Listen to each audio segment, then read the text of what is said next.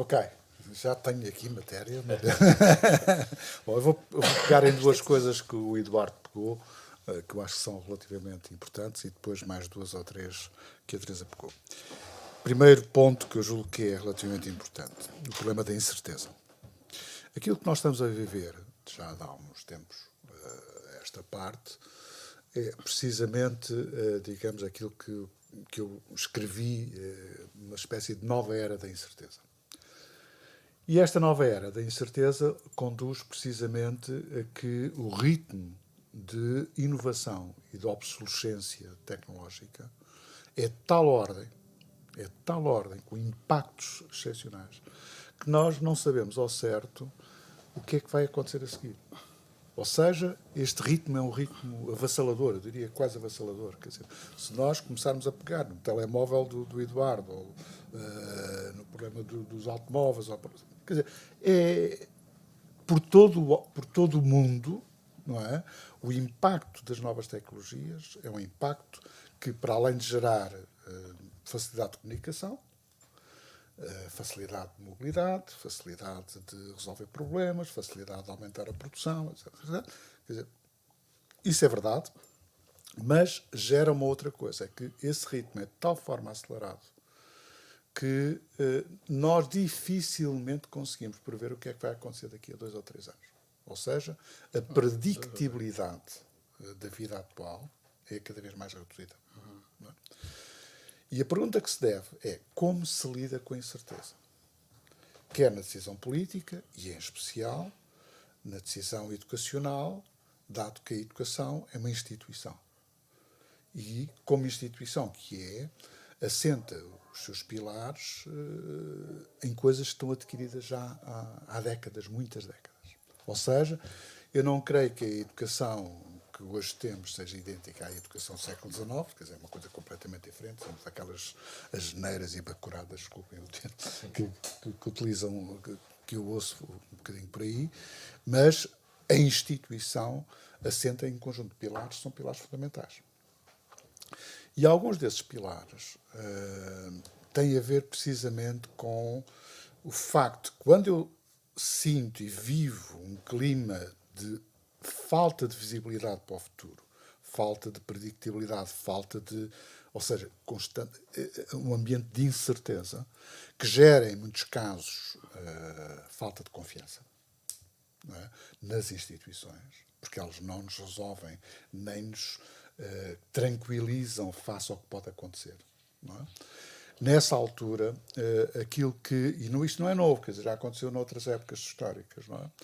Aquilo que, na verdade, se diz é que back to basics, ou seja, vamos centrar o nosso esforço naquilo que não muda. Ou seja, em vez de estarmos a ir como baratas tontas, atrás de tudo o que muda, não é? E depois vamos ter que fazer para trás e para a frente. Quer dizer, não, aquilo tem que identificar o que é que permanece, aquilo que são os pilares do sistema, e valorizar esses pilares do sistema, não deixando de incorporar inovação, alterações que venham a surgir e que se tornem úteis precisamente para que o sistema educativo possa funcionar melhor. E isto tem a ver precisamente com aquilo que nós designamos que são as finalidades da educação. Educar para quê? Porquê é que se educam as pessoas? Porquê é que todas as sociedades, desde as mais primitivas às mais avançadas, fazem da educação um ponto fulcral na transmissão entre gerações? Fazem porque é isso que assegura a existência da própria sociedade. Ou seja, a continuidade de crenças, valores, atitudes, regras de conduta, etc., que identificam uma própria sociedade e lhe dão coesão e continuidade. Uma sociedade que não assegura a sua continuidade arrisca-se a desaparecer ou a ser engolida por outras que eventualmente possam estar interessadas nos recursos que ela tem. E, portanto, este problema aqui, a educação, em grande parte, tem essa função de ser uma ponte entre o passado, que é um passado representado, imaginado, etc., mas para tudo é um passado que tende a valorizar umas coisas e a desvalorizar outras, e um futuro que não se sabe qual é. Mas é um futuro também ele imaginado, ou seja, as sociedades tendem a criar aspirações, tendem a criar propósitos para poder atingir esses mesmos propósitos num prazo razoável de tempo e encarregam muitas vezes os vindouros, não é? As novas gerações, de concretizar isso. Para isso é necessário fazer transmitir a esses vindouros tudo aquilo que se aprendeu ao longo de séculos e milénios, não é? E assegurar que eles mantêm essa continuidade. Quer dizer, as sociedades vivem do que permanece. Todo o processo de mudança e inovação é um processo complementar que vai moldando, não é? Vai afeiçoando a sociedade aos novos desafios. E, portanto, mas isto talvez seja a minha veia conservadora, mas de qualquer maneira, quer dizer, é muito importante que nós possamos ter isso. Ora bem, nesses pilares, nós temos que pensar no seguinte: para que é que educamos os nossos filhos? Para quê? Porque é que não ficam em casa e a gente vai-lhes dando umas coisas? Porque é que nós temos escolas? Porque é que nós temos professores? Porque é que nós temos tudo isso? Isto tem a ver com 3 coisas, fundamentalmente. Primeiro, a educação e as escolas, e aqui não faço distinção entre educação e ensino, porque é difícil educar sem ensinar e é difícil ensinar sem educar. As 2 coisas são inseparáveis. Pode haver um enfoque mais acentuado numa coisa, pode haver um enfoque mais acentuado. Ou seja, hoje não é possível ensinar sem recorrer à promoção de coisas que pertencem à educação, como sejam valores, atitudes, regras de conduta. Isso pertence à educação. Não é? Aquela ideia que nós tínhamos. A família educa e a escola ensina. Não, acabou. Isso não é uma coisa que está... Quer dizer, a família também tem que ensinar, não é? Porque ao educar está a ensinar, e não é por acaso nos primeiros anos de uma criança estamos sempre, não faças isto, ou seja, é prepará-la para fatores de risco, não é? Porque se ela fizer aquilo vai ter uma consequência que é uma consequência nefasta, não é? E portanto esta ideia de não faças isto tem algum sentido, mas isto a gente pode dizer que é educar, não, mas também está a ensinar. A escola não pode só ensinar, porque ao ensinar e ao escolher as matérias, os conteúdos daquilo que ensina, está a fazer opções. Está a fazer opções do currículo, dos exemplos que dá, da pedagogia, da forma como aborda os diferentes problemas e, portanto, essas 2 coisas não são separáveis. Só abstratamente é que nós podemos separar uma coisa da outra. Na prática não é difícil abstratar. E o que é que nós temos que formar, antes de mais nada? Estamos a formar pessoas, não é indivíduos. São pessoas. Pessoas que têm uma determinada personalidade que têm informação. E, portanto, esta primeira preocupação compete à família, compete à escola. Formar pessoas. Relativamente a coisas como sejam como é que se comporta com os outros, o problema da tolerância, o problema da compreensão da diferença, a atitude perante a diferença, por exemplo. Isso tem a ver com civilidade. Formação de pessoas que sejam pessoas íntegras e que sejam pessoas honestas, que sejam pessoas reconhecidamente... eu não estou a falar num padrão. Não quero isso. Eu quero que as pessoas sejam diferentes. Agora, a forma como combinam as diferentes atitudes e valores, aí é que define a personalidade de cada um. Ou seja, em que se combina a coletividade com a individualidade. E, portanto, essa é a dica de que nós vamos ensinar todos da mesma maneira para que eles sejam todos iguaizinhos no final. Quer dizer, isto é uma coisa que não cabe na cabeça de ninguém. Para além dos fatores genéticos, para além dos fatores familiares, a própria escola não o deve fazer. Segundo aspecto, nós estamos a criar, nas sociedades atuais, estamos a criar cidadãos. Quer dizer, toda a escola moderna foi concebida em torno da ideia de cidadania. Ou seja, pessoas responsáveis, participantes, amantes do seu país. Isto tem a ver com cidadania. Portanto, para além da dimensão pessoal, do desenvolvimento pessoal, nós temos uma dimensão de desenvolvimento cívico.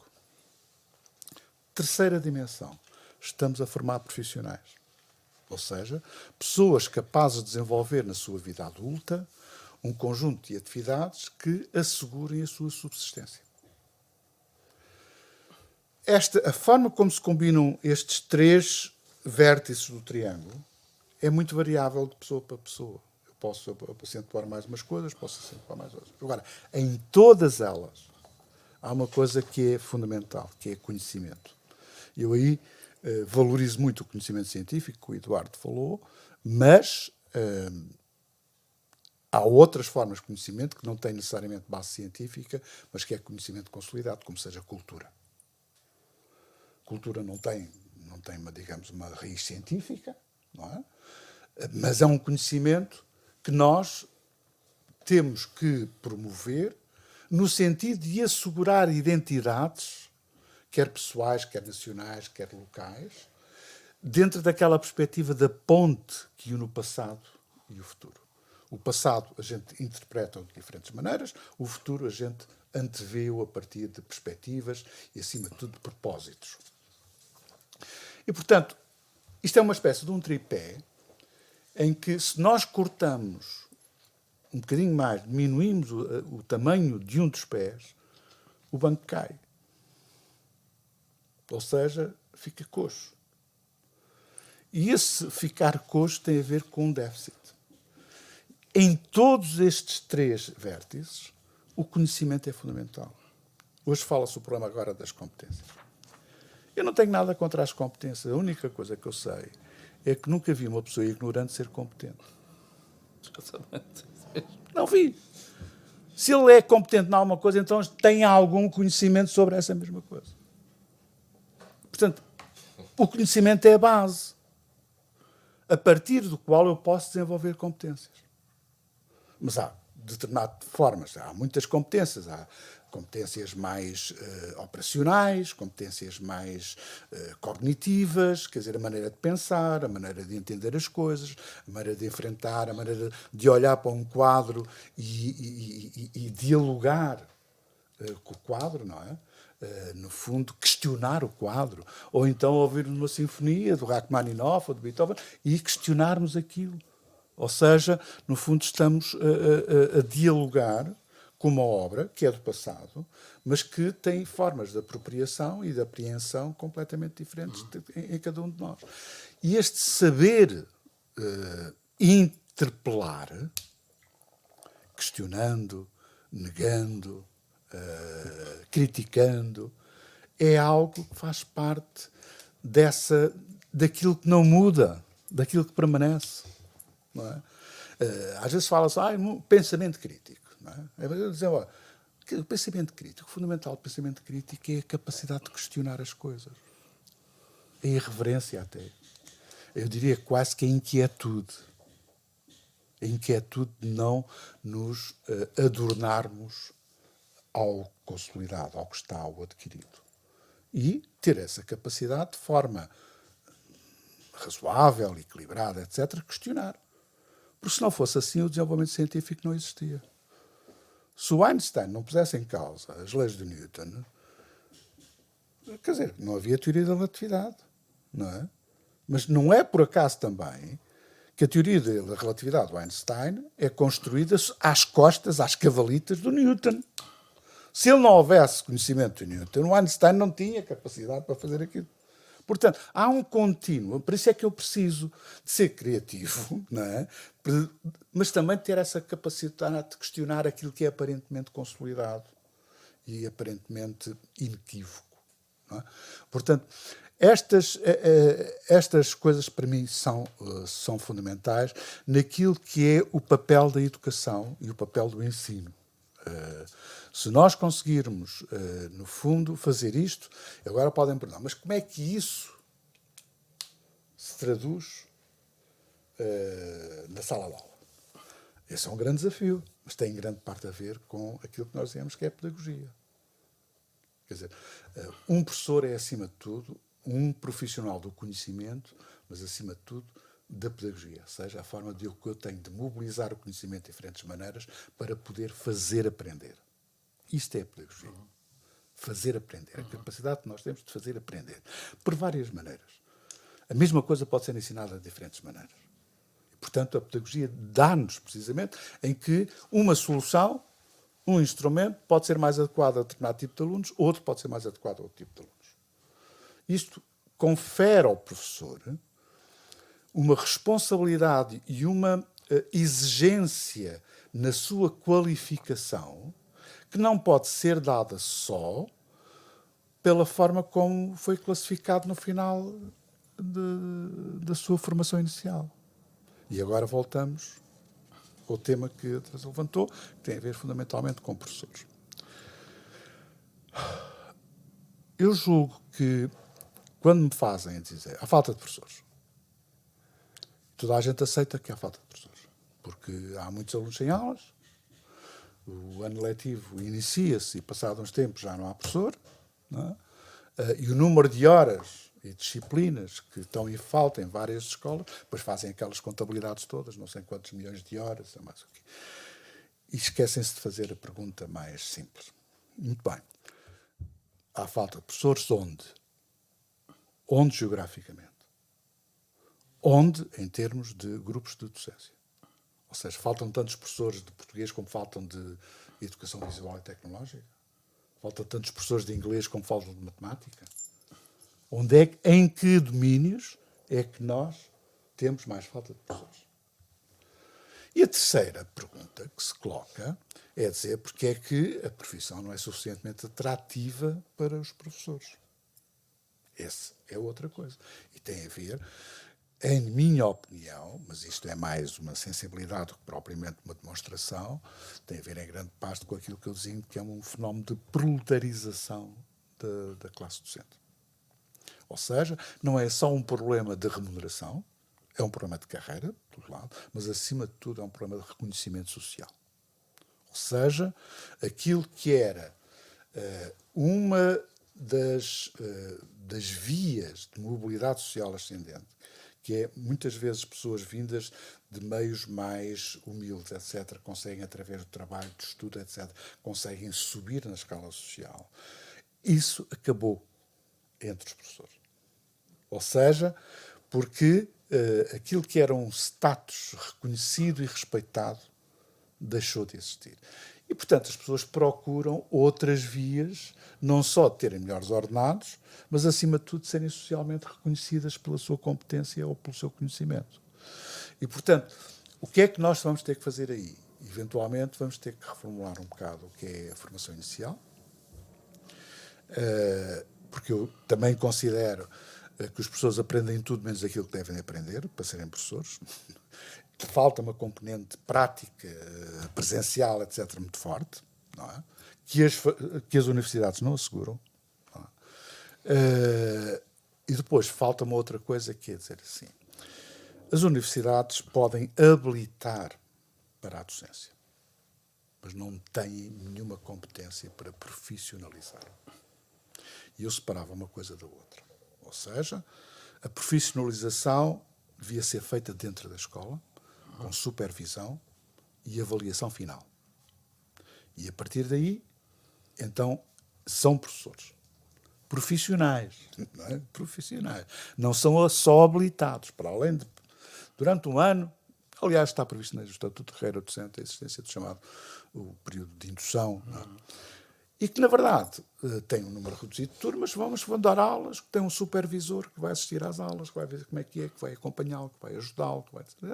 E depois há o relatório final dos seus materiais que escolheu, o que é que fez, como é que se comportou aqui, como é que se comportou lá. E mais, eu já não falo naquilo que um amigo meu e colega dizia, e tem que haver uma prova de capacitação psicológica, porque isto de ser professor e lidar com os meninos não é fácil. Não é? É uma coisa que se torna não só, digamos, que exige do professor uma carapaça de resistência e de lidar com situações adversas, como depois exige um outro problema que nós temos hoje, é que hoje nas escolas temos cada vez mais miúdos que não falam português. E nós partimos sempre do princípio, não é, que nós estamos a falar para portugueses, para ensinando em português, não é? E, bem, eu cito o caso, porque são estatísticas mais... Aqui no Conselho Vizinho, é um Conselho do Eiras, não é um Conselho de grande fluxo migratório, mas o número de alunos estrangeiros que representava a volta de 5 a 6% há 10 anos atrás, agora representa 14 a 15%. Isso é um problema para as escolas. Estou a falar de alunos, não é de imigrantes. Não é? São alunos com identificação migrante. Não é? E, portanto, eu só posso fazer isso porque exige uma pedagogia diferente daquela que eu tenho. E exige que eu tenha que fazer uma coisa muito simples, que é, antes de poder ensinar ciências ou história, ou seja o que for, eu tenho que ensinar português. Eles têm que dominar a língua porque é o instrumento mais importante de uma boa integração escolar. Não é? Portanto, e esse é um grande desafio que se colocam às escolas e que se colocam aos professores. Agora, como é que nós vamos resolver este problema? Temos cada vez menos professores. Há maneiras de o fazer. Ou seja, temos que dignificar. Esta coisa do dignificar é uma coisa que toda a gente fala. Geralmente, no discurso sindical, dignificar é o aumento do ordenado. Ou então a redução das horas de trabalho, isso é mais digno. Eu não. Eu acho que dignificar é elevar a fasquia no que diz respeito à qualificação necessária para se ser professor. E quanto mais formos exigentes com os professores, mais os professores serão exigentes com os seus alunos. Se, na verdade, é tudo uma feira de vaidades e de fingir que fazemos e que aprendemos, então não vamos a lado nenhum. E é isso que me preocupa, porque as dificuldades cada vez são maiores. Como é que lidar com as novas tecnologias na sala de aula, por exemplo? O digital na sala de aula. Não há uma pedagogia do digital. Nós temos que desenvolver uma pedagogia do digital, saber como é que eu posso utilizar os instrumentos digitais para melhorar as aprendizagens dos alunos. Não é? Ao mesmo tempo que eu tenho uma composição social cada vez mais diferenciada, em que eu tenho que lidar com níveis de aprendizagem e capacidades de aprendizagem muito diferenciadas também. Portanto, esse é o grande desafio. Para isso eu preciso ter professores muito bem formados, quer em termos iniciais, quer em termos de profissionalização. Já falei demais. Não. Eu subscrevo praticamente tudo aquilo que o David disse, mas fazia aqui 2 ou 3 notas complementares, umas de reforço, outras, digamos, de extensão daquilo que ele me referiu. E também relativamente ao que a Teresa referiu, e referiu aqui 2 ou 3 aspectos que são muito relevantes. Quando fez a comparação com a Finlândia, designadamente, a Finlândia, o que no fundo fez foi aquilo que o David acabou de referir. Foi criar na opinião pública a ideia de que ser professor é uma honra. É uma honra ser professor. Portanto, não é uma escapatória, nem é uma segunda escolha, como acontece por vezes aqui em Portugal, que não se sabe. Se nós vamos ver as médias dos estudantes que entram nos cursos de formação de professores, ficamos surpreendidos porque as médias dos candidatos aos cursos de formação de professores são médias mais baixas do que o resto. E isto há aqui, este reconhecimento social é muito psicológico relativamente, não é só a carreira, nem é só o vencimento, não é?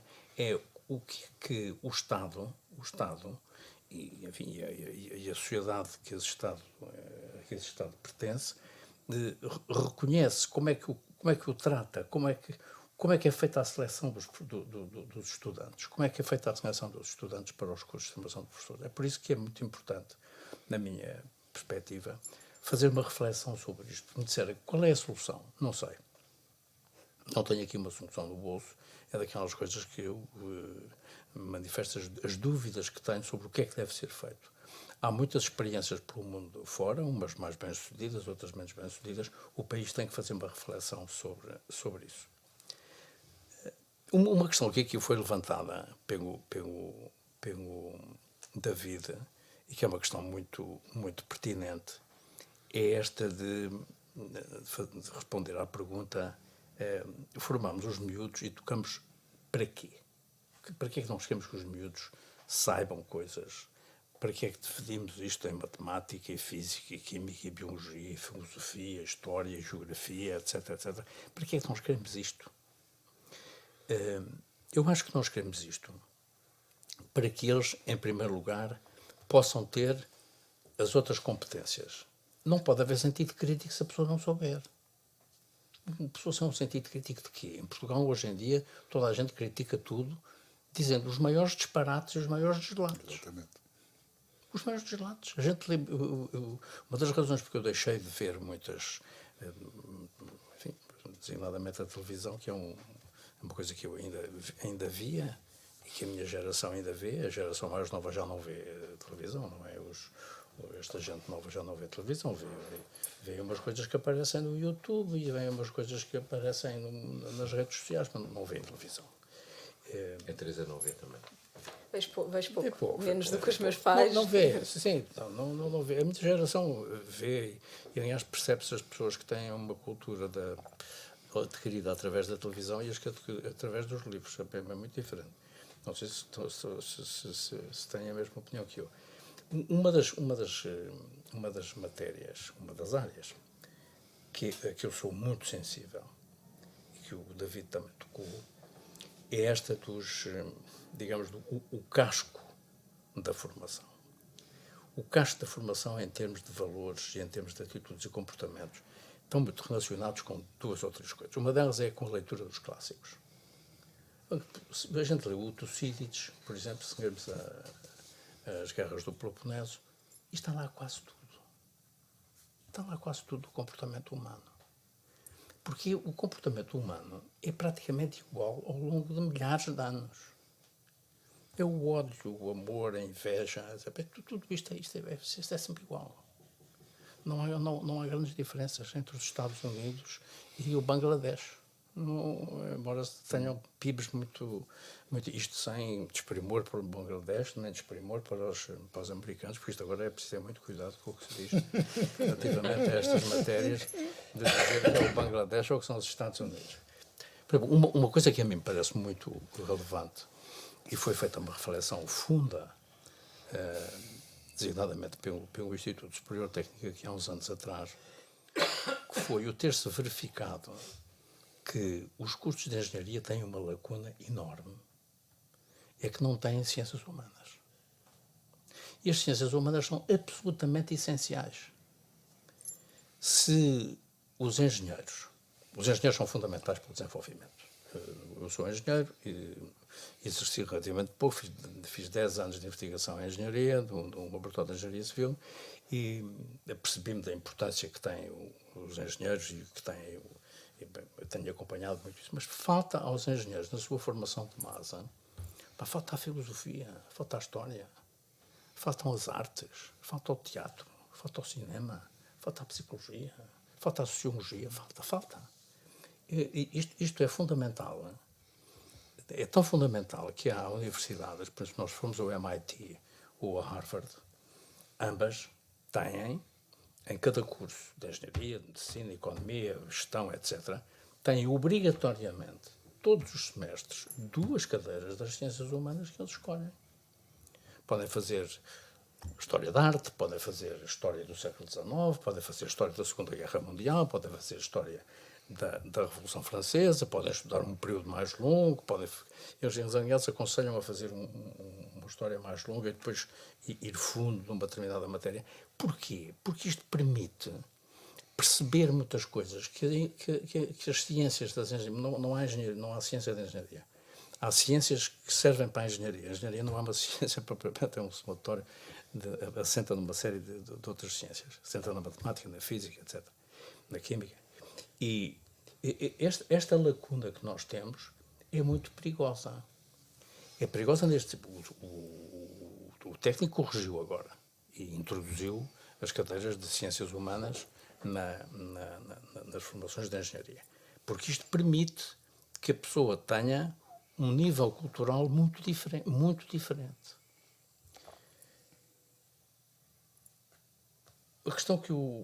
Uma outra questão que eu queria abordar e que tem a ver com o que dizia a Teresa sobre se a escola ensina ou se a escola educa.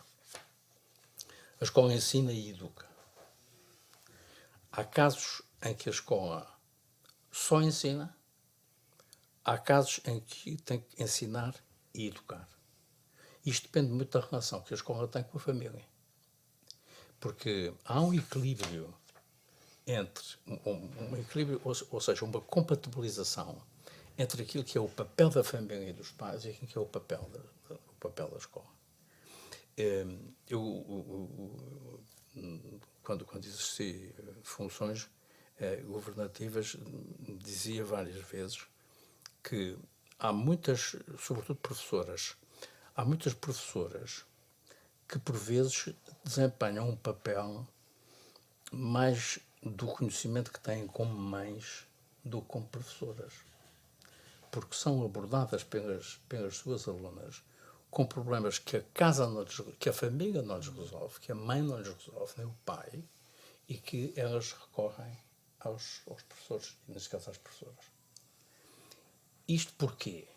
Porque a pessoa sente-se, os miúdos sentem-se um bocadinho desprotegidos, não é? Quer dizer, sobretudo em determinado tipo de famílias, e recorrem em quem têm confiança. E nós todos tivemos professores que foram professores de referência. Todos nós temos um professor ou dois de referência.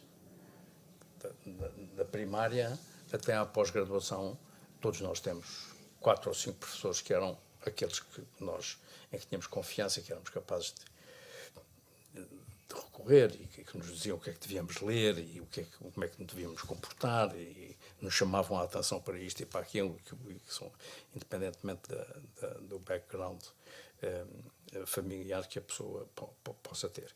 Depois, há uma outra resposta que é possível dar a esta ideia de para que é que nós educamos os miúdos. Nós educamos os miúdos e que são verdadeiramente os construtores do futuro. São eles que vão construir o futuro. Quem fez estes automóveis altamente sofisticados foram os tipos que tiveram uma formação anterior. Ninguém veio com aquela formação. Por exemplo, eu que sou engenheiro mecânico e que eu fui para a engenharia mecânica porque eu adorava automóveis. Eu adorava os motores, o funcionamento dos motores, e tudo o que anda à volta daquilo, os diferenciais, as caixas de velocidades, as embreagens, adorava aquilo, tudo sabia daquilo. O automóvel hoje é uma coisa completamente diferente. Quer dizer, eu hoje abro o capô do meu automóvel e nem lhe toco, porque eu nem percebo muito bem, porque primeiro está tudo ligado a um computador, que é uma coisa que não existia, não é? Portanto, a evolução, como o David há bocado dizia, é tão rápida que... Mas quem fez esta mudança? Quem fez a mudança foram as pessoas que tiveram a minha formação, não é? Porque foram agentes de mudança.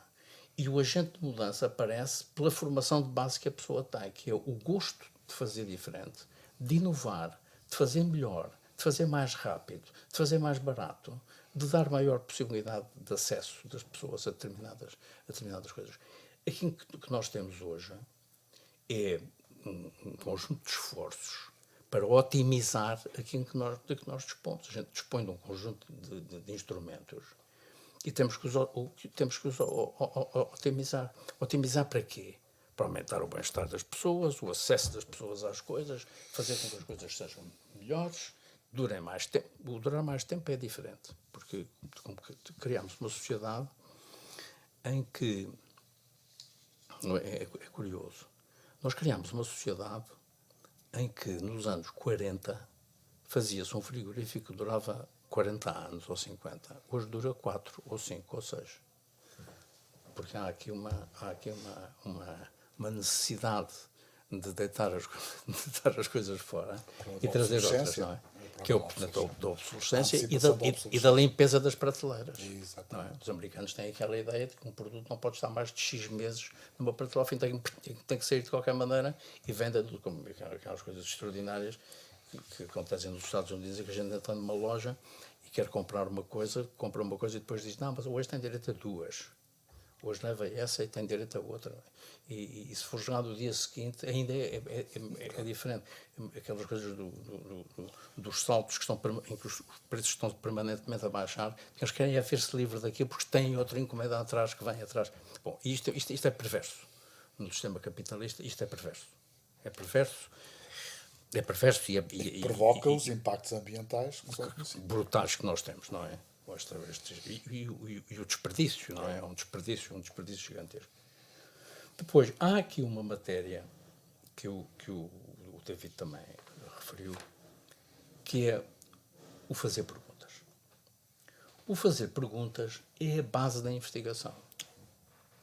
O investigador está permanentemente a fazer perguntas. Que perguntas? Está permanentemente a interrogar-se a si próprio sobre se o resultado que atingiu ontem é verdadeiro ou não. Porque, como nós sabemos, replicar os resultados, por exemplo, na investigação experimental. Na investigação experimental, replicar os resultados de uma experiência é difícil. É muito difícil. Ou seja, só para aí 30% ou 40% de experiências é que podem ser replicadas exatamente com as mesmas condições entre Londres e Aveiro, por exemplo, para dar aqui um exemplo de uma universidade que me é muito próxima e muito querida, aliás. E isto porquê? Porque as condições que existem estão permanentemente a mudar e nós temos que nos interrogar se mas este resultado resulta de quê? Se eu agora fizer outra vez, dá o mesmo resultado ou não? Portanto, o investigador é insaciável. Não é? É insaciável. Isto não é a mesma coisa noutras áreas, em que há outras áreas em que a investigação assenta, por exemplo, quando se investiga no arquivo é o que está no arquivo, é o que está escrito. Não é? E, portanto, a pessoa tem, se quiser citar, cita aquilo que está e que é concreto. No caso do ensino experimental, que é aquilo que tem permitido este desenvolvimento brutal a que nós assistimos, as coisas são ligeiramente diferentes. A Teresa levantou aqui um problema que é interessante, que se prende um bocadinho com o que eu disse relativamente à importância das ciências humanas, mas quando se põe o problema um bocadinho ao contrário. É um perigo. E os homens das ciências humanas, os homens e as mulheres das ciências humanas, isto é um perigo enorme, basta dizer os homens e as mulheres das... Perigosíssimo, isto é uma coisa perigosíssima, isto não é por cima, se alguém vê alguma coisa desta. Um estudante de ciências agem nas coisas práticas. Por exemplo, a literacia financeira é absolutamente essencial para que as pessoas percebam o mundo em que vivem. Porque tudo hoje está transformado em números e a literacia financeira tem uma importância enorme para a vida de cada um de nós e para a nossa gestão. O back to basics do David é o da leitura dos clássicos. Eu lembro da Fundação Gulbenkian, nós fizemos um conjunto de edições. No plano de edições havia uma componente dos clássicos, os clássicos traduzidos do original, do grego e do latim, não é? Porque a maior parte das editoras fazem isto a partir de traduções do inglês e do francês e do alemão. E nós fizemos com base no grego e no latim, através da Maria Helena Rocha Pereira, que foi quem comandou a equipa de tradutores, e o que permite hoje aos portugueses, a todos nós portugueses e os povos de língua portuguesa, terem esta possibilidade de acesso à leitura dos clássicos, que é altamente recomendável. Outro aspecto que o David levantou, com o qual eu me identifico, é este da cidadania. Nós, ao formarmos, ao termos a possibilidade de dar uma formação de base hoje longa, não é? Até aos 18 anos, preparamos as pessoas, preparamos os jovens para serem cidadãos de parte inteira, não é? E ser cidadão de parte inteira é ter a capacidade para decidir, a capacidade para conhecer, a capacidade para influenciar, não é? A pessoa influencia a sociedade em que vive, do ponto de vista político, do ponto de vista social, do ponto de vista cultural. A pessoa tem nós adquirimos uma certa responsabilidade. O ser cidadão de parte inteira significa ter uma responsabilidade acrescida, uma responsabilidade que nos é dada e que nós temos que usar, não é? Porque não basta nós dizermos que somos cidadãos, que temos um cartão de identidade, que votamos. Não, é muito mais do que isso. É saber o que é que estamos a fazer, porque é que o fazemos, onde é que nos integramos, que ideologia temos, não é? Como é que respeitamos as ideologias dos outros? Isto faz parte da cidadania. Faz parte da cidadania ter um comportamento em termos sociais e políticos e culturais que seja compatível com aqueles que estão à nossa volta quando se discutem estas coisas da liberdade de expressão e da identidade e enfim, estes debates que em Portugal se vão inventando, alguns são inventados, não têm, assentam nisto, assentam na importância que eu atribuo à cidadania e ao sentido ético e à solidariedade que a Teresa levantou, que é esta liberdade de escolha. A liberdade de escolha, em Portugal, a primeira vez que se falou disto com alguma força foi talvez em 79. Em 79 falou-se de liberdade de escolha, aliás, num papel, na altura, que foi feito, se a memória me não falha, pelo Roberto com o Adriano Moreira. E a liberdade de escolha e o aparecimento da ideia dos vouchers e das como é que se chama, do cheque em si. Eu acho que todos os sistemas são bons desde que funcionem bem. Este do cheque ensino, que é uma coisa altamente controversa em todo o mundo, não é?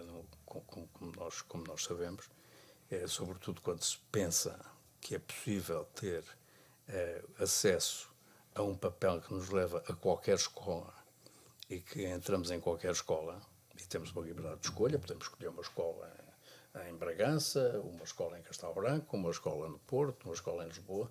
Isto é um bocadinho fantasioso. Porque o problema da liberdade de escolha em Portugal põe-se essencialmente em Lisboa e no Porto. Mas essencialmente em Lisboa. É onde se põe, é onde existe. E é um problema da classe média. É um problema da classe média. Ora, porque se nós formos, eu lembro-me da ministra da Dinamarca, quando se falava nisto, dizia: e o que é que eu faço aos que estão na ilha, não sei de quê? Não é a escolha que eles têm. Não há escolha. Ou eu ponho lá uma escola, ou eu não tenho escolha nenhuma. Não há escolha nenhuma. Quer dizer, é preciso perceber qual é a lógica disto. Agora, há um direito de escolha, que é entre escolas públicas. O direito de escolha entre escolas públicas é muito importante. E isto significa reforçar a ideia de que a escola é uma organização. E o que é uma escola ser uma organização? A escola ser uma organização é uma escola ter uma liderança forte, ter um corpo docente, ou melhor, ter um staff. Hoje em dia o corpo docente não é só o corpo docente, porque para além do corpo docente há aos psicólogos, os técnicos de informática, as pessoas que estão ligadas às novas tecnologias, existem também o pessoal auxiliar que é muito importante, quer dizer, há aqui uma panóplia que é a estabilidade disto. Isto faz parte da escola como organização. E, finalmente, terem um projeto educativo. A escola precisa de liderança, precisa de estabilidade do corpo docente, do staff, e precisa de um projeto educativo com objetivos bem definidos e bem adaptados à comunidade que serve. Porque não é a mesma coisa ter uma escola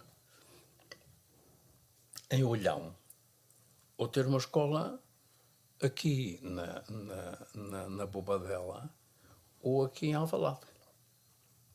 Os projetos são completamente diferentes. Eu recordo-me quando cheguei ao Ministério, havia a ideia dos projetos educativos. E, a certa altura, percebi que as escolas copiavam os projetos educativos de umas para as outras. E disse: mas isto não faz sentido nenhum.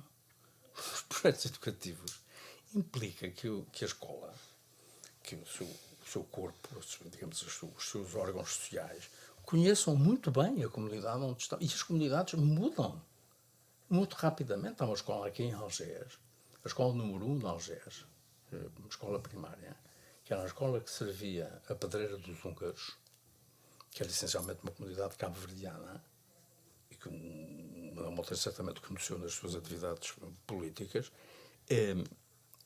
Essa escola hoje não existe, porque a Pedreira dos Húngaros desapareceu e a escola é frequentada por miúdos completamente diferentes daqueles que eram. Portanto, o projeto que se aplicava naquela altura, onde a gente, aliás, aplicou o Menuhin, o projeto do maestro Menuhin, com a dança e a música, hoje em dia tem outras características completamente diferentes. Não há cabo-verdianos, os cabo-verdianos desapareceram. Bom, isto leva-me a uma questão que o David levantou, que é das línguas, que são os novos desafios que as escolas têm. E o problema das línguas está também relacionado diretamente com os imigrantes. Nós começamos a ter escolas, eu visitei 4 ou 5 escolas nos últimos meses, e há escolas com 7, 8, 9, 10, 11, 12, 13, 14% de estudantes estrangeiros, estudantes que são filhos de imigrantes. Claro que eles vão ter a possibilidade, vão aprender o português fora da escola. Mas a escola tem um papel decisivo nisto. Pode-se discutir se deve haver turmas de acolhimento ou não deve haver turmas de acolhimento, se são turmas ou eles são incluídos nas turmas normais e depois têm aulas especiais de língua portuguesa, que é a solução que tem vindo a ser adotada, porque é preciso perceber que estes miúdos saem da escola, chegam a casa e falam zugarate. Não é? Não falam português. Como acontecia com os portugueses em França, que a gente tem que perceber. Nós temos a obrigação de perceber muito bem este problema, porque tivemos 1 milhão de portugueses em França, com os miúdos a irem à escola sem terem uma palavra de francês e chegando a casa e falando português com os pais, que os pais não falavam francês. Não é? E, portanto, isto demorou anos. Não é? Demorou anos. Isto é os anos 60, nos anos 90, nós fomos encontrar, eu lembro-me de ir a uma grande feira em Paris, com imigrantes portugueses. Os imigrantes portugueses estavam completamente integrados. A maior parte deles eram empresários, não é? Além de uma enorme presença que havia de controladores de voo em Orly, que é uma coisa muito engraçada. Os controladores de voo em Orly, grande parte deles eram de origem portuguesa. Eram franceses, mas de origem portuguesa. Eram luso-franceses. Este é um problema novo. O outro problema novo é o problema da utilização das tecnologias. E aqui o papel dos cursos de formação de professores tem que ser, não digo radicalmente, mas tem que ser muito bem pensados. Porque os professores, eu lembro-me que num projeto em que eu trabalhei em Bruxelas, em que presidia um grupo com as novas tecnologias, que se chamava e-learning qualquer coisa, já não me recordo, já foi há uns anos, em que lembro-me de uma professora inglesa que dizia: na nossa escola temos 3 grupos de professores. Temos os entusiastas, militantes da utilização de novas tecnologias. Depois temos um grupo que vai por arrasto, isto é, quando vê que aquilo funciona, arrasta, e depois tem um outro grupo que é relutante e que não tem qualquer contacto, nem gosto, nem interesse pelas novas tecnologias. Mantém-se do clássico. Este grupo vai, obviamente, desaparecendo ao longo do tempo, não é?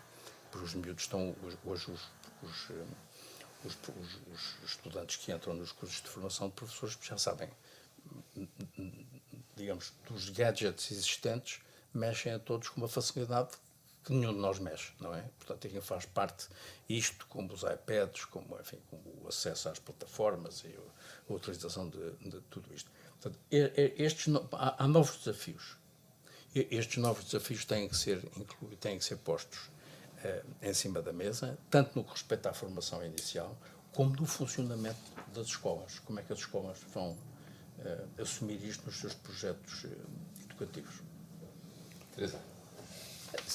Antes de só perguntar mais para conhecimento meu do que outra coisa. Essa percentagem, os 13, 14% que temos já de alunos estrangeiros, queria perguntar se inclui os que são oriundos de países com língua portuguesa, ou seja, dentro dessa percentagem há uma boa percentagem que já sabem português. Depende da área, depende do sítio onde estivermos. Não, depende também da nacionalidade, porque na verdade aquilo que a gente sabe são nacionalidades. Pois, É. sim. E é necessário Não também necessariamente dizer o língua. seguinte: há aqui uma alteração da natureza dos fluxos migratórios.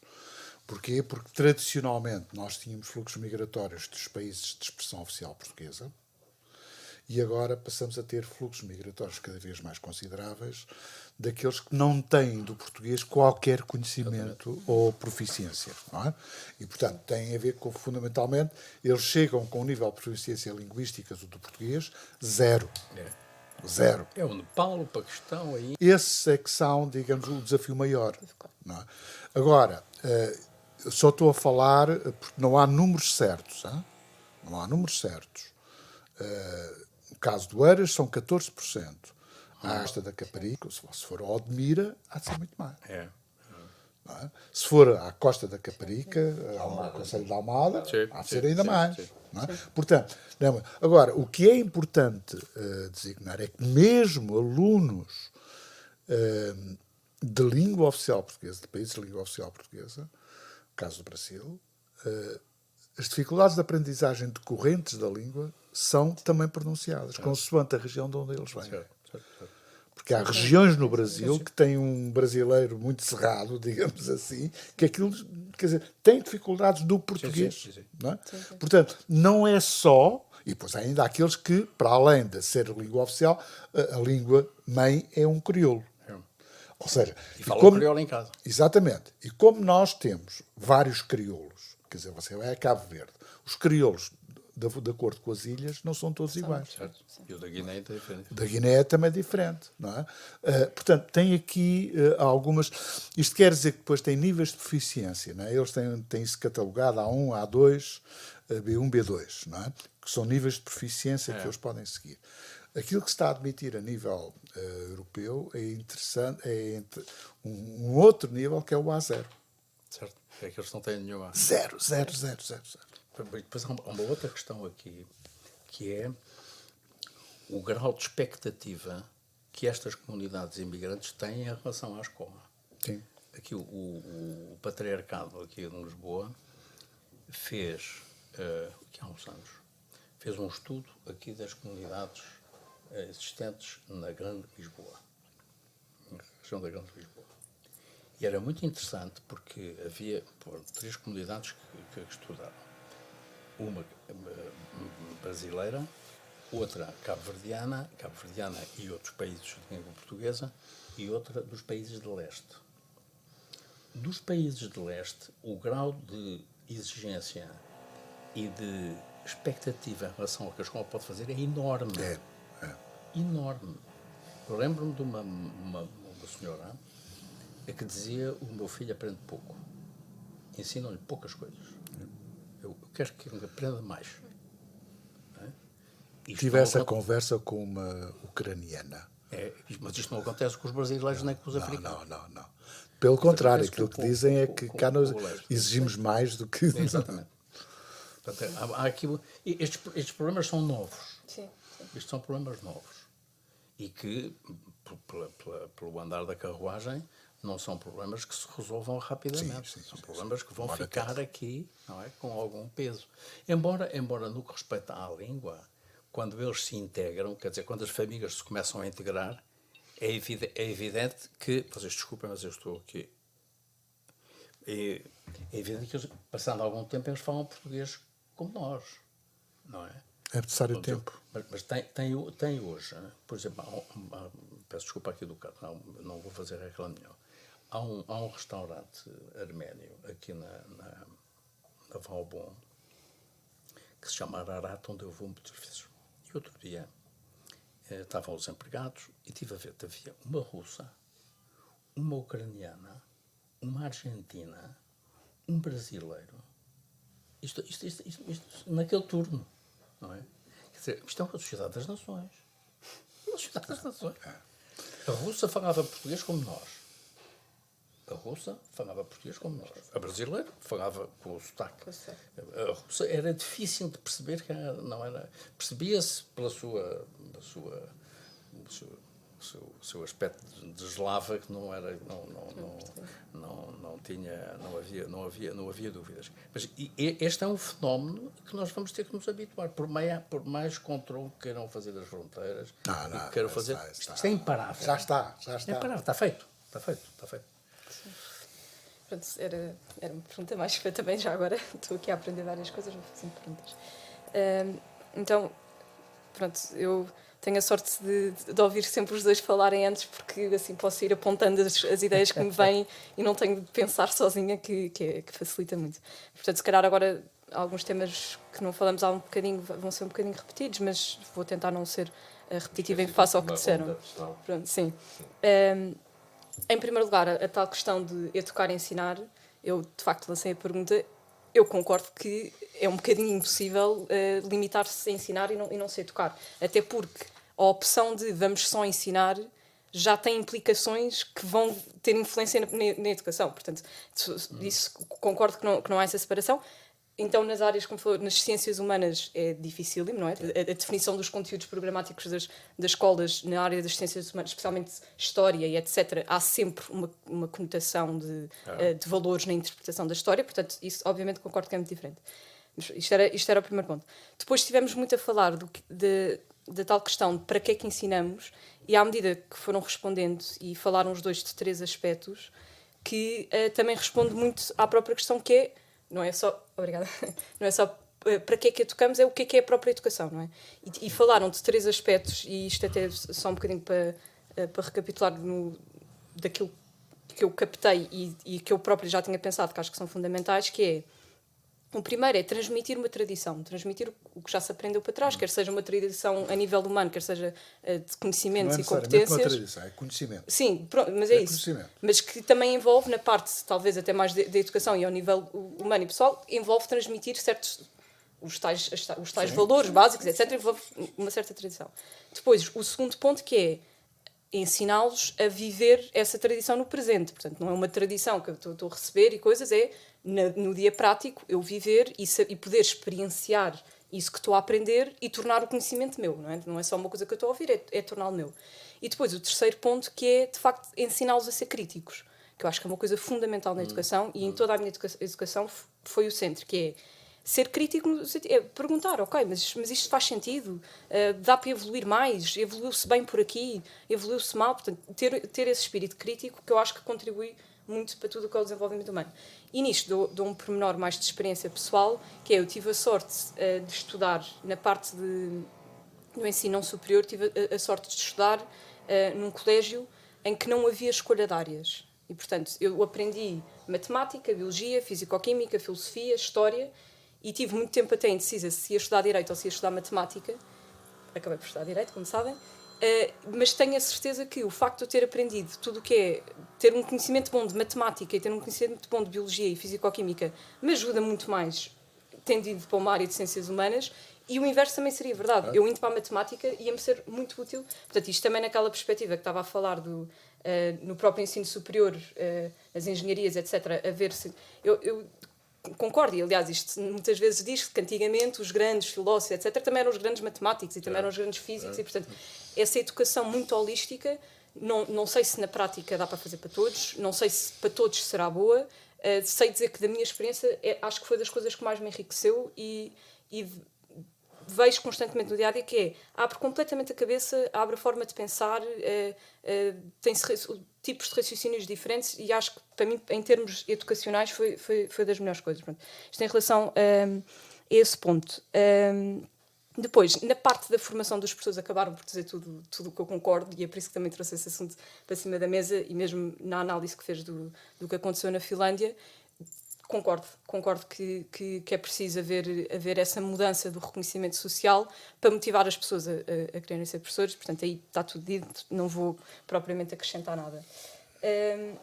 E depois, aqui nestes temas mais recentes, na parte da cidadania, que concordo também que é um assunto muito importante nas escolas, e hoje em dia tem se tornado cada vez mais importante, só acrescentar que isto está sempre dois lados da moeda, que também, há um risco, e também é preciso saber contrabalançar isso, há um risco de também ficarmos cativos de certos grupos de interesse dentro do próprio Ministério da Educação ou do governo atual, etc. Portanto, há sempre aquela fronteira que é difícil de definir, que é muito bem, cidadania, acho muito bem aprender-se os valores da cidadania, mas saber manter isso intacto de grupos de interesse que já não sejam uma questão de cidadania, mas sim, de facto, visões, quer sejam políticas, quer sejam de opiniões morais, etc. E acho que também não é tão fácil assim, também tem os seus problemas. Quanto à parte da liberdade de escolha e os vouchers e os cheque ensino, etc., percebo, eu até acho que mais do que uma questão de ser um ensino público ou ser um ensino privado, é preciso que seja um ensino que toda a gente tem os padrões mínimos, não é? Que haja uma certa igualdade nesse sentido, toda a gente ter acesso ao mesmo nível de educação.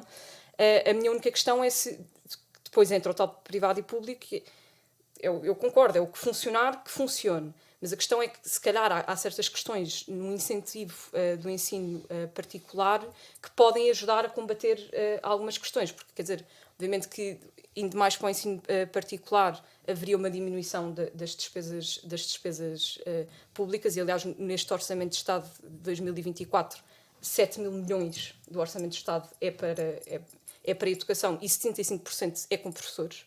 25% são outras coisas, 75% é para outros professores. Portanto, não estou a dizer que há um modelo ideal, e eu muito menos saberia construí-lo, mas quer dizer, isto são dados que faz sentido olhar e pensar se haveria uma forma de combater, ou mantendo as mesmas despesas, pelo menos imaginando que mudando para o setor privado mantinha-se as mesmas despesas. Se isso não permitiria à mesma uma possibilidade de escolha para os que têm capacidade financeira já atualmente poderem escolher melhor entre aquilo que querem sem estarem a pagar no fundo duas vezes, não é? Porque quem paga o colégio privado depois também paga os impostos da escola pública que não está a beneficiar, e das próprias pessoas que não têm essas mesmas capacidades financeiras, tendo o mesmo apoio que já têm, também terem essa manobra de escolha. Depois, claro que entre todas as questões da liberdade de escolha só ser em Lisboa e no Porto, tinha-se que pensar formas de incentivar essa própria iniciativa privada, incentivá-la em regiões interiores, que de facto acho que é uma dificuldade, não saberia como é que haveria, mas pronto, isto também para acrescentar alguns fatores à discussão. E depois, os últimos 2 pontos para acrescentar, que é, na parte da escola ser uma organização, eu acho que aí também há 2 questões associadas que é um bocadinho um problema que vivemos hoje, que é, por um lado, sendo a organização em toda a sua componente, também penso, automaticamente, a primeira coisa que penso, uma escola é um sítio físico. E acho que há hoje um problema muito grande das instalações das escolas. E tudo o que é o ambiente da escola e ter uma escola com condições que sejam boas para receber os alunos, acho que muda muito a própria educação dos alunos, do tal conforto e o ambiente vivido na escola. E depois a segunda questão, que é também uma coisa que se discute muito, que é dar mais autonomia ou menos autonomia, descentralizar mais a educação ou centralizar mais.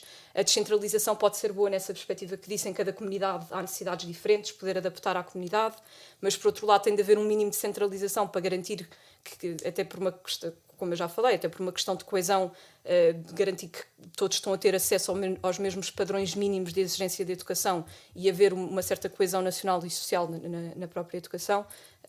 Pronto, também é outro tema que acabámos por não discutir muito aqui, mas que também tem panos para mangas e é muito discutido em todos nos sucessivos ministérios. Acho que é sempre uma questão também a própria descentralização.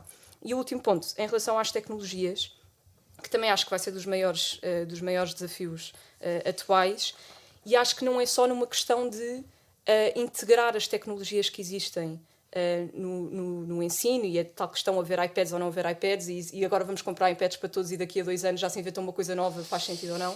Acho que também tem, na própria base, a educação e os conteúdos programáticos em si, mais ligado às questões de inteligência artificial. Acho que mais cedo ou mais tarde vai ter de haver uma ponderação de coisas que faz sentido ensinar e coisas que não faz sentido ensinar, porque toda a gente vai ter inteligência artificial à mão e se calhar há coisas que nós hoje em dia aprendemos e que estamos a decorar, mas que não estou a dizer que concordo que seja, mas acho que vai ser mais cedo ou mais tarde também uma discussão de eu tenho a inteligência artificial à minha mão, há muita coisa que eu se calhar não preciso de aprender porque tenho sempre ali acessível. Eu também acho que vai ser uma discussão. Pronto. E depois, agora lembrei-me, este era o meu último ponto, mas agora lembrei-me que é uma dificuldade que acho que é de todos os tempos, não é necessariamente só de agora, que também acabámos por não falar, e se calhar também já não vamos ter tempo para falar, mas que é a própria a educação de crianças com necessidades especiais. Que é uma coisa que também acho que é muito problemática. Eu não sei muito bem como é que funciona hoje em dia, sei que há uma divisão em 3 categorias, mas que também há sempre um problema que é incluir, mas ao mesmo tempo também não estar a igualar o que não é igualável, e às vezes a inclusão traz um fator ainda mais discriminatório, que é temos alunos sentados numa sala de aula muito bem a serem incluídos numa turma, mas que não estão a aprender nada e que seria melhor para eles e mais benéfico para eles estarem a ter outro regime. Portanto, também acho que é uma coisa problemática e que vai ser também continuar a ser um desafio atual, apesar de não ser assim tão recente, diria, e saberão melhor que eu. Deixa-me só fazer aqui uma pequena relativamente a 3 coisas que disse. Um é relativamente às instalações. A situação é muito diferente de escola para escola. Sim. Isto é, vou-lhe dar 4 escolas que eu visitei recentemente. A escola Francisco de Holanda, em Guimarães,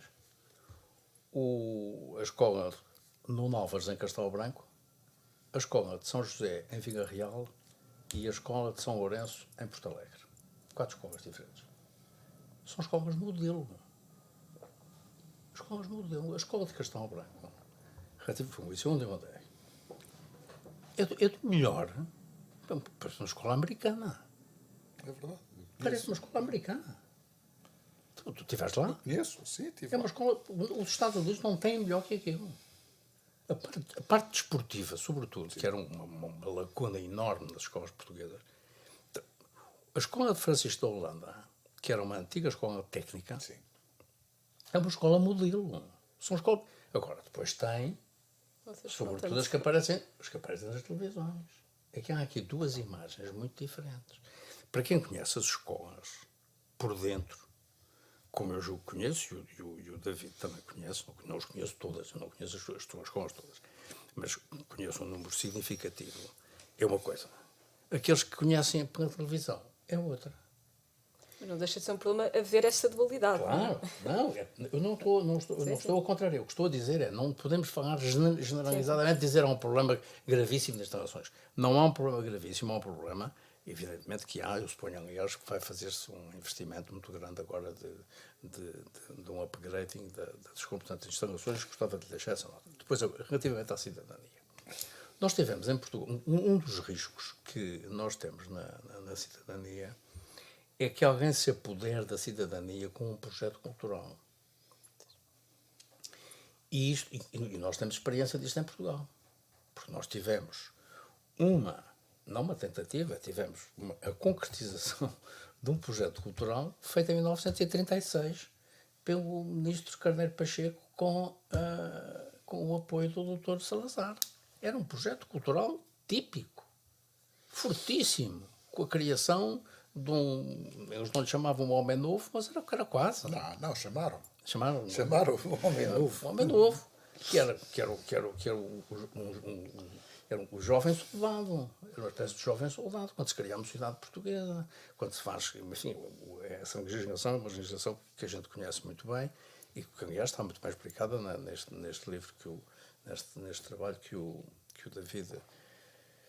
David coordenou e que eu introduzi no livro do Salazar e da educação do Estado Novo. A gente sabe o que é um projeto cultural. E é preciso evitar os projetos culturais. Não é evitar, é combater os projetos culturais. Porque há sempre quem queira aproveitar a escola para ter um projeto cultural. O exemplo mais típico é esta história, neste momento, do género. Sim. Esta coisa do género, que é uma coisa completamente ridícula. E que o Reino Unido já está... O Reino Unido, o Sunak fez um discurso a semana passada e mandou Sim, já proibiram o ensino. Mandou uma cacetada naquilo. Não sei se viu, eu vi o discurso.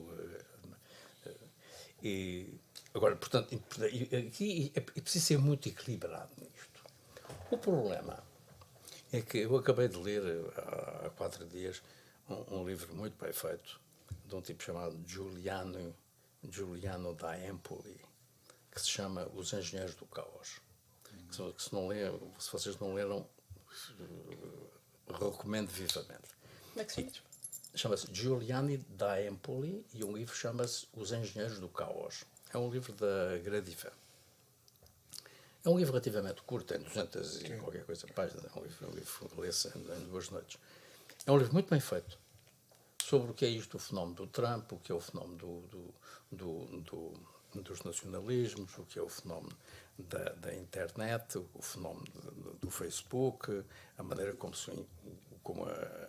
os partidos populistas atuam, como é que utilizam os partidos populistas. Não têm programa.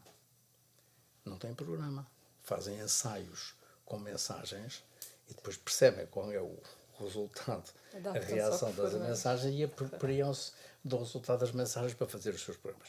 De tal maneira que o Trump, na campanha de 2016, a campanha do Trump emitiu qualquer coisa como 6.500.000 mensagens diferentes. Testou no eleitorado americano 6.500.000 mensagens. Não sei se estão a ver a dimensão disto. A Hillary Clinton ensaiou 90.000. Uma pequena diferença. Uma pequena diferença. E isto não custou muito dinheiro. O problema disto é que isto não é muito caro. Isto não é como andar na rua com as bandeirinhas e com os automóveis e a comer febras e tal. E uns filetes. Não sei se há filetes, eu nunca andei nas campanhas, mas deve haver filetes. O Mandar Monteiro conhece essa matéria. O Mandar Monteiro conhece isso. Conhece bem essa. A terceira nota que eu gostava de deixar relativamente ao problema da deficiência. Eu sou muito sensível à questão da deficiência. Eu sou muito sensível por uma razão também pessoal, porque eu presidi a Assembleia Geral da Associação de Paralisia Cerebral em Lisboa durante 6 anos, ou 7 anos, ou 8 anos, já não me recordo, foram 2 mandatos. E apercebi-me do drama que existe, sobretudo numa doença que tem graus muito diferentes, não é? Quer dizer, tem pessoas que têm uma paralisia cerebral e que podem fazer um curso de Direito ou um curso de Engenharia, e tem outros que não têm qualquer espécie de possibilidade de fazer o que for. A maneira como se encara a deficiência é sempre altamente controversa com os especialistas. Quando se ouve os especialistas, uns acham que eles devem ser tratados exatamente como qualquer outro. Há outros que dizem, no extremo oposto, não. Tem que haver escolas especiais para eles, em que os miúdos estão segregados, estão discriminados relativamente a outros.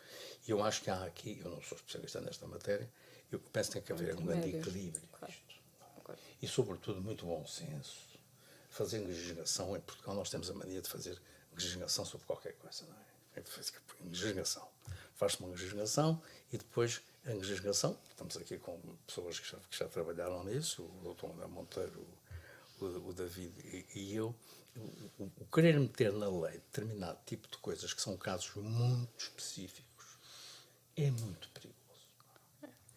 É preciso ver caso a caso esta coisa que se está a discutir, por exemplo, esta coisa da transexualidade.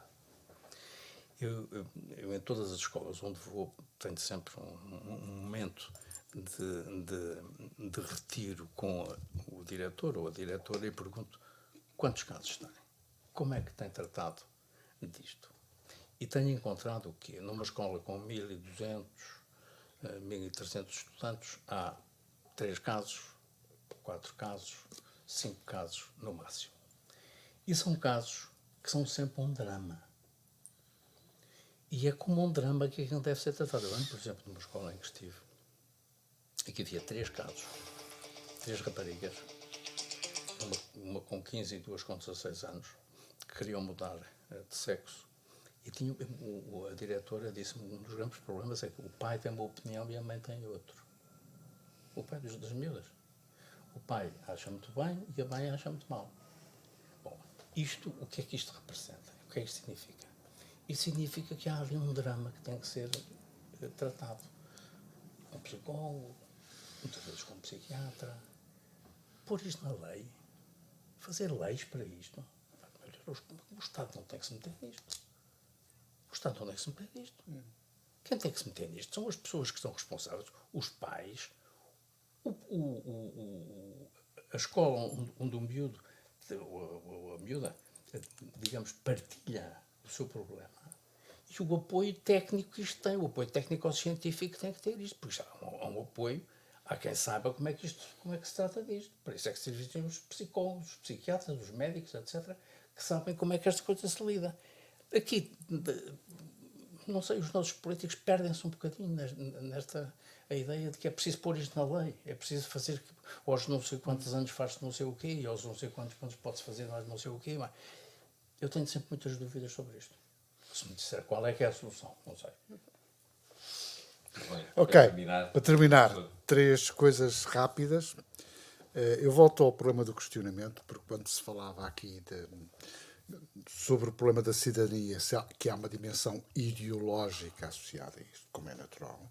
Aliás, é muito difícil não encontrarmos ideologia em tudo o que é educação. Quer dizer, porque quando começamos a falar de valores, começamos a falar de futuro, cada um constrói o seu próprio futuro em função dos valores que tem, etc. E, portanto, com certeza vamos ter aqui confronto ideológico. Mas é precisamente por isso que eu dou especial atenção à ideia. Eu gosto de falar de capacidade de interpelação. Ou seja, o que é que eu quero dizer com isto? É a capacidade de nós interpelarmos o adquirido, de interpelarmos as obras de arte, de interpelarmos as situações tal como estão. Questionando, mas não só questionando, quer dizer, porque há outras formas e outras atitudes a ter perante aquilo que existe. Quer dizer, a ideia do espírito crítico é uma coisa completamente diferente. Quer dizer, o espírito crítico tem a ver, de acordo com os próprios clássicos, com algo mais específico, que é o sair fora da ordem, o que é o sair fora do standard, etc. Questionar não obriga a ser do standard. Não é? Ou seja, o standard, se existe, se é bom, até agora, merece a ser questionado, para a gente continuar a pensar que ele se mantém atual e que, na verdade, constituem valores, atitudes, condutas, etc., que merecem ser mantidas. Mas só conseguimos chegar a essa conclusão, não é, se os interpelarmos, não é, se os questionarmos. E, portanto, isto pressupõe aquilo que o Eduardo estava a dizer relativamente ao problema dos engenheiros, etc., e dos cientistas, que é precisamente a insatisfação. Eu não diria que é uma insatisfação, é uma inquietude. Aquilo que orienta a ação do investigador é a inquietude. No sentido de dizer assim, mas será que isto já não foi abordado? Quer dizer, se calhar estou aqui a inventar a pólvora. Isso pressupõe conhecimento do que é que já foi feito. Não é? Senão andamos todos a inventar a pólvora. Não é? E, portanto, este problema da interpelação do outro, da interpelação da obra, do património, a interpelação da paisagem, porque é que isto foi assim, não é assim agora, porque, quer dizer, esta capacidade, mesmo que não tenhamos respostas, é bom saber fazer perguntas, não é? E questionar e, no fundo, tentar ou interpretar ou explicar. E essa é a mais importante, porque a partir da altura em que eu possa desenvolver nos miúdos essa capacidade de questionamento, qualquer tentativa de enviesamento da própria formação cívica poderá ser questionada. Ou seja, eles já têm, digamos, a carapaça, não é, suficiente para se poderem defender. Salte lá, mas como é que isso é assim? Agora, pressupõe conhecimento. Não é? É dizer, mas há outro tipo que não diz isso, que diz uma coisa completamente diferente. Não é? Uma das coisas mais interessantes que eu tinha nas minhas aulas é que desde muito cedo autorizei os meus alunos a ter o computador aberto. E eu sei que eles estavam, no fundo, a confrontar aquilo que eu dizia com aquilo que os autores diziam. Que é uma coisa tramada, desculpe-me o termo, não é bom costuma dizer, que é precisamente, mas quer dizer, mas se nós somos, temos de estar disponíveis para isso. Ou seja, devemos aguentar. Ou então ter a coragem de dizer, olha, não sei, vou ver, próxima aula, Certo. É isso mesmo. trarei. Não é? E, portanto, muitos fazem uma pergunta que eu sei que eles foram buscar à tia Google, não é? E, portanto, que ela está sempre disponível. Não é? E, portanto, mas é um risco, está bem, mas é um risco bom. Não há problema absolutamente nenhum, porque pelo menos eles estão vinculados, eles estão agarrados ao tema, estão a pensar, Sim, foram buscar. É bom sinal. É bom sinal do que apenas estar única e exclusivamente a reproduzir aquilo que o professor está a dizer, etc. É muito mais interessante. Segunda coisa sobre o problema da liberdade de escolha, subscrevo aquilo que o Eduardo disse, e que tem a ver com o seguinte. Eu, em vários domínios, eu tenho alguma propensão liberal. Mas, quer dizer, eu costumo dizer, eu sou liberal, mas não sou parvo. Quer dizer, devemos ter aqui algum cuidado. Porquê? Porque a oferta privada existe onde existe mercado. E o mercado existe onde existe capacidade de pagar. A maior parte do país não tem ensino privado. É como dizias, Porto e Lisboa e pouco mais, não é? Aliás, tínhamos o caso de Coimbra, que era um caso paradigmático.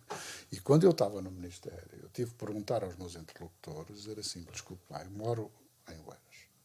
Não tenho nenhuma escola privada no concelho. Mas pago os mesmos impostos que vocês pagam em Coimbra. E agora como é que é? Vocês têm direito a ter liberdade de escolha e eu não tenho. Como é que é isso? Não tem sentido. Agora, estou em Oeiras, porque posso recorrer a ensino privado em Lisboa ou em Cascais se tiver dinheiro para pagar. Agora, em Abrantes, em Castelo Branco, em Beja, Porto Alegre, zero. Portanto, por bom que o princípio seja de assegurar a todos a igualdade de acesso a um ensino de qualidade, há coisas que não têm sentido e isso iria traduzir-se necessariamente em aumento da despesa. Quer dizer, há uma parte financeira que a gente tem que... Porquê? Porque eu tenho que financiar os colégios privados no sentido de, por cada aluno eu tenho que pagar um tanto. Mas isso não quer dizer que eu esteja a diminuir a despesa no ensino público. Porque ela é resistente, quer dizer, é rígida, não é elástica. Não é? E como não é elástica, não posso mandar as pessoas para a rua. Não posso. Não é? E, portanto, se houvesse essa mobilidade, aquilo que eu fazia é que aumentava a despesa ainda mais do que aquilo que já estava. Isto em termos, como alguns diziam, economicistas. Não é? Que eu não sei nada da economia, mas a minha questão é precisamente se, havendo modalidades desse género, não se cria a capacidade financeira para, de facto, pagarem e, portanto, cria-se um incentivo para os privados quererem ir para esses sítios. Não, mas o problema é que precisa de escala. E como precisa de escala, quer dizer, um colégio privado só é viável a partir de que tenha nas suas turmas, nos seus anos, um determinado número de alunos. E precisa de escala. Se você vai para a zona de Porto, você não tem escala. E, portanto, qualquer iniciativa privada está condenada ao fracasso. Não é? Precisamente porque não tem a escala necessária para que tenha rentabilidade. Não é? Havia depois aqui mais uma outra coisa sobre o ensino especial. O Eduardo já disse aquilo que tinha a dizer, que subscrevo completamente e, portanto, nada a acrescentar. Agora, eu julgo que o problema da parte do digital e das tecnologias de informação, esse vai ser um problema que já é problema. Já é problema. Não só em relação aos instrumentos que nós utilizamos dentro da sala de aula, mas em relação, por exemplo, aos manuais escolares. Serem digitalizados ou não serem digitalizados. Temos de ter o máximo de cuidado com isso. O máximo de cuidado. Por exemplo, eu estou em desacordo completo de fazer testes aos miúdos, por exemplo, do segundo ano de escolaridade, através de computador. Sim. Porquê? Porque qualquer psicólogo sabe, e qualquer pessoa que se conheça, que o typing, não é diferente do writing. Ou seja, que eu, ao escrever, estou a desenvolver uma estimulação da memória que o typing, que é mais mecânico, não desenvolve. E, portanto, eu deverei atrasar um pouco, até pelo menos à idade de 11, 12 anos, não é? O recurso, quer em testes, quer... Agora, isto não quer dizer que eles não saibam utilizar o computador ou o iPad na sala. Não, agora, fazer testes com isso é um péssimo princípio. Péssimo. E, portanto, quer dizer, cá está. Quer dizer, a gente às vezes tem este ar, enfim, o ar mais folclórico de utilizarmos os iPads, os PCs, aquelas coisas todas, os quadros interativos, e não questionamos precisamente qual é a vantagem ou não vantagem que esses instrumentos têm para melhorar a aprendizagem.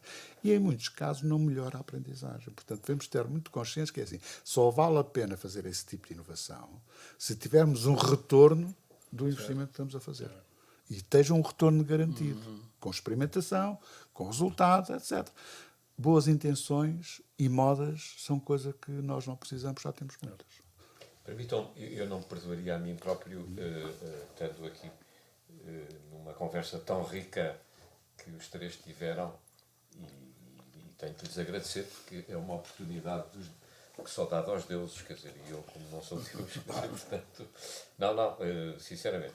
Mas há uma questão que se prende com a exigência, que é a seguinte: na vossa opinião, nomeadamente ao nível do ensino superior, a implementação do sistema de Bolonha veio permitir que esse grau de exigência aumentasse ou diminuísse? Ou seja, a partir do momento em que as licenciaturas se encurtaram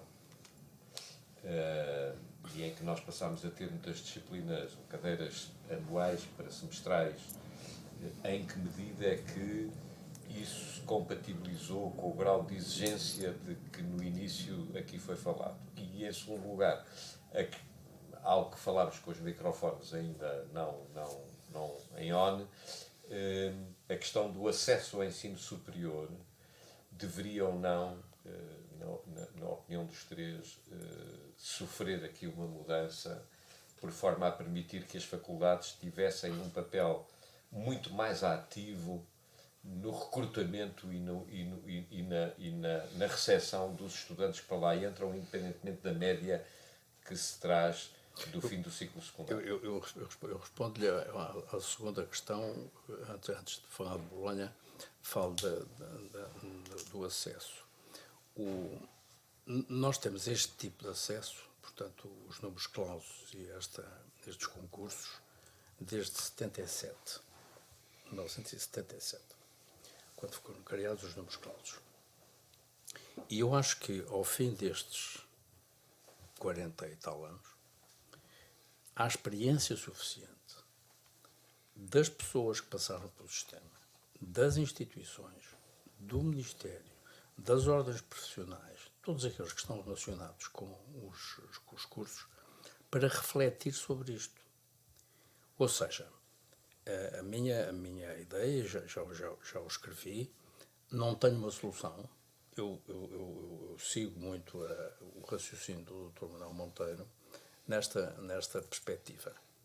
Este sistema tem muitas perversões.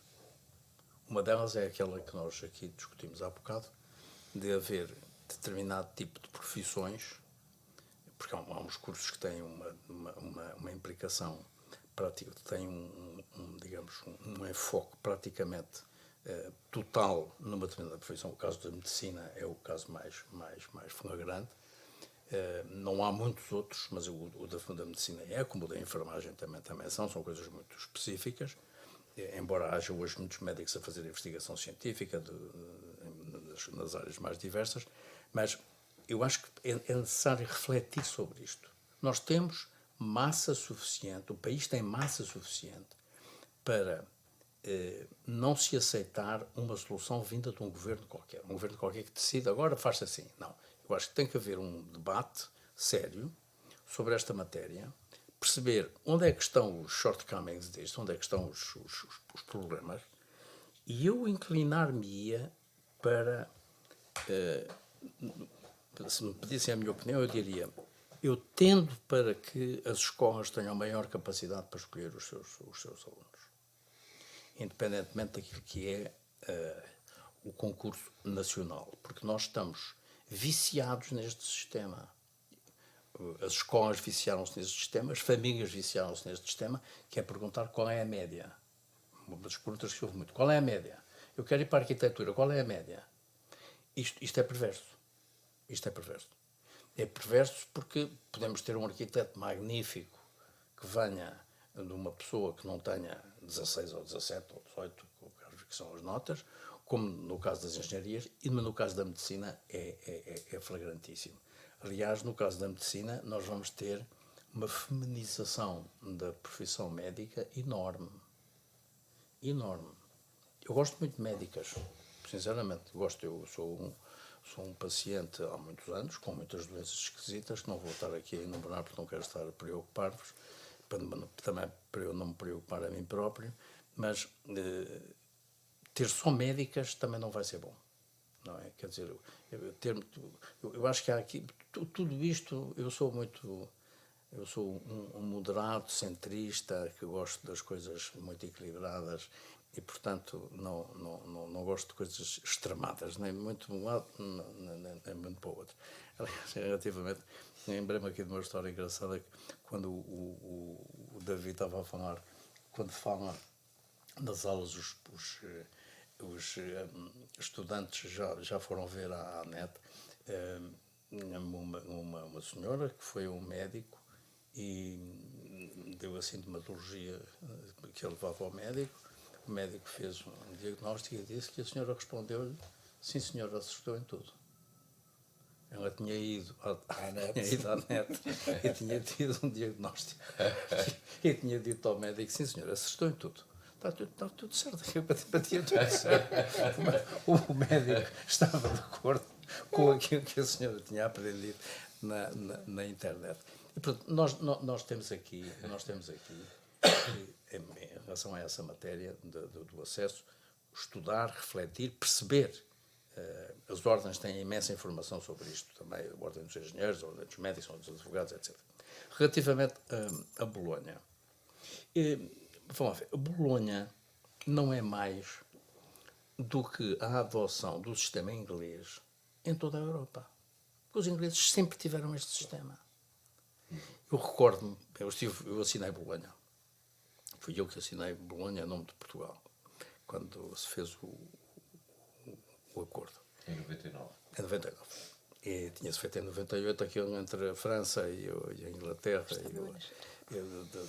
na Sorbonne, e depois fez-se Bolonha. E lembro-me que a Blackstone, a Ted Blackstone, que era a secretária inglesa,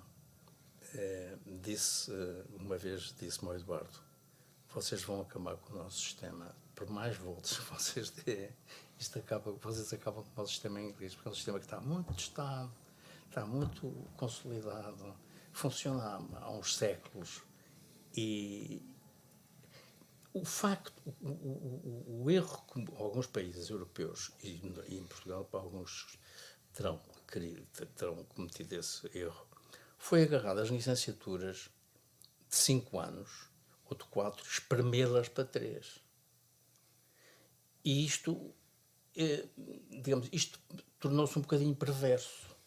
Eu lembro-me de uma reunião em que estive em Roskilde, na Dinamarca, e em que a reitora de uma universidade, não sei se na Croácia, se na Sérvia, de uma faculdade de medicina, dizia: mas como é que eu meto um curso de medicina em 3 anos?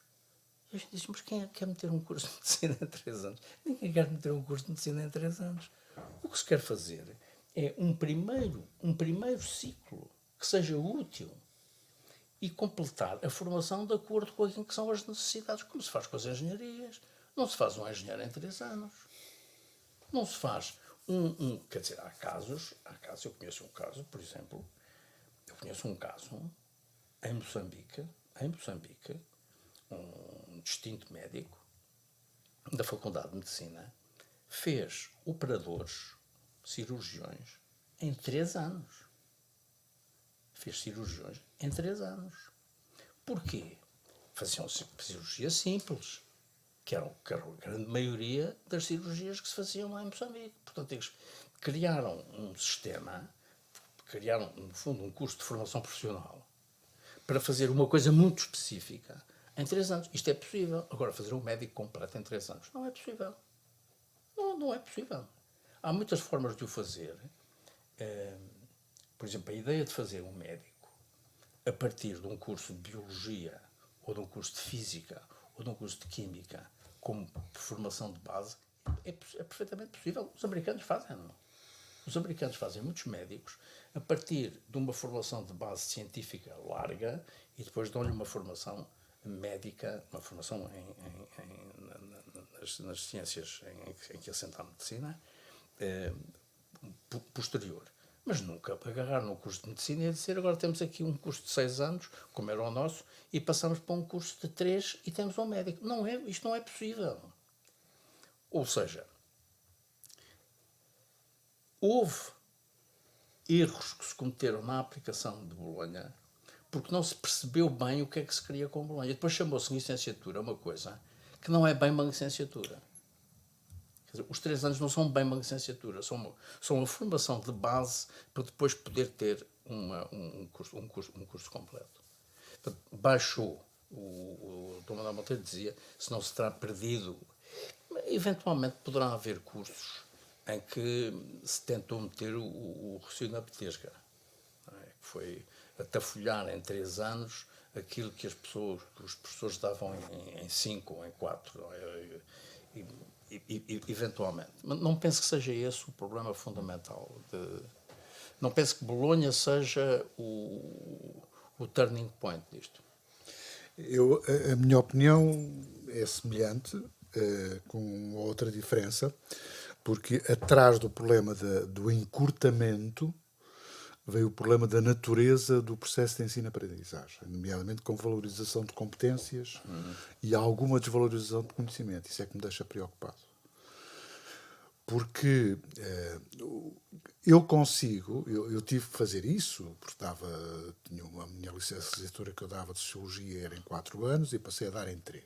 Não levantou problemas de maior, porque aquilo que nós tivemos que fazer é tornar chamadas disciplinas de base obrigatórias, depois ter as pessoas poderem escolher caminhos diferentes. E, portanto, isso consegue-se fazer, sem abaixamento, digamos, do nível de aprendizagem. Agora, o problema que se põe é relativamente à produtividade de cada unidade curricular, ou seja, de cada hora, porque a gente sabe perfeitamente, por exemplo, quando não há controle de faltas. Se não há controle de faltas, como é que eu posso ensinar e desenvolver determinado tipo de competências? Não consigo. Não há nenhum manual que ensine a fazer isso. Não há. E, portanto, eu preciso de ensino presencial. Se eu admito que as pessoas só lá vão fazer o exame no final do semestre ou do trimestre, seja o que for, e que todos têm direito a ir a exame, etc., eles chegam lá, descarregam e tocam a andar. Portanto, eu sinceramente não vejo que isso seja bom. E, portanto, para mim, tanto faz esse tipo de ensino, tanto me faz, seja em 3, em 5 ou 6.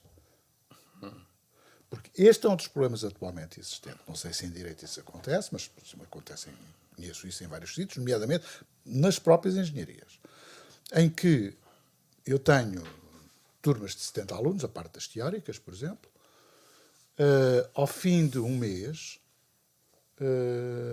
já tenho metade. E ao fim do mês e mais qualquer coisa, 2 meses, tenho 1/3. E depois só um núcleo reduzido de estudantes é que se mantém. E eu pensava que era um problema meu. Eu disse, deve estar alguma coisa mal que eu estou a ensinar mal. E comecei a falar com os outros. O que é que se passa? O que é que se passa? O que é que se passa? Não. Todos tinham o mesmo problema. E falei com o pessoal do técnico, nomeadamente, e disse, não temos o mesmo problema. E daí ter-se começado a pensar em dizer, para se fazer esta disciplina, tem que se ter presenças tantos por cento. Não é? Dar uma pequena margem, tem que ser isso. Porque é propriamente contraditório. Ou seja, se eu quero focar a parte das competências, as competências não se desenvolvem através de ensino à distância ou de ensino... Tem que ser presencial. Não há outra forma. Não é? E depois tem o outro problema, é como é que eu avalio competências. Que é outra coisa, que ninguém sabe muito bem o que é. Toda a gente enche a boca de competências, mas ninguém sabe avaliar. Como é que eu vou avaliar se uma pessoa é competente numa determinada dimensão ou noutra? Não sei. Portanto, o que é que acontece?